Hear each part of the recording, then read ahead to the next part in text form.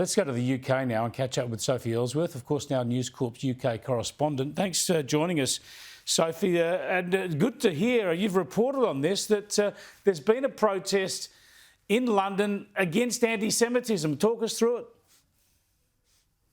That's right, Chris. I attended this march yesterday through the streets of central London. There were 32,000 people who turned out at this event marching against anti-Semitism, which many people at this event said the anti-Semitism is very, very serious here in the UK, as it is at home in Australia and around the world. So they were marching together in solidarity against this and really looking for support from the community. But the leaders speaking at this event, Chris, like in Australia, are very critical of the UK government and said they have not done enough to stamp out hate towards Jewish people. And I think we've got some comments here where you spoke to people about what had unfolded in Australia. Let's have a look. I saw the news yesterday and I saw the synagogue that had been with the arson attack, and it actually makes me cry to see what's happening everywhere around the world. You are not standing up for Palestine. All you are doing is putting on display your virulent hatred of the Jewish people. Yeah, great to see that. Has it had much of an impact, Sophie? I would like to see something similar happen in Australia. Did it get the media attention and make the points publicly that we might have hoped? Well, Chris, it wasn't as big as last year's march. They had about 100,000 people attend. This year they had 32,000. Yes, there was media coverage, but I will say this, Chris, many people who I did speak to were very positive about Sky News Australia's coverage and said their coverage on the issues with anti-Semitism has been excellent.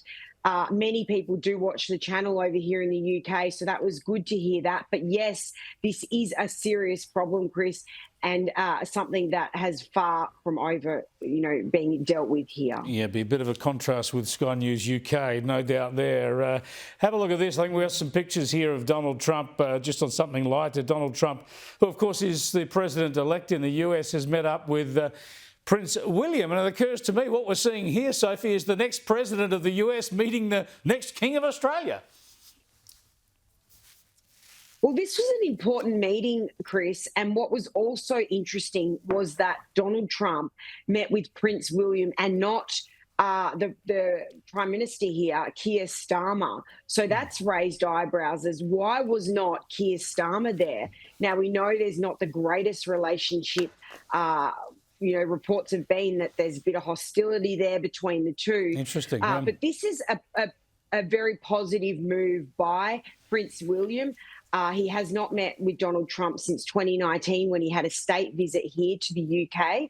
So this is an important signal that they, will plan to work together once Donald Trump takes office. Indeed. But there are people here critical of Keir Starmer. Yeah, indeed. Thanks for joining us, Sophie. Great stuff. Sophie Elsworth there all over it for us in London. Donald Trump's starting to look like he's president again already, right? There is a bloke in the White House as we speak, but don't worry about him too much.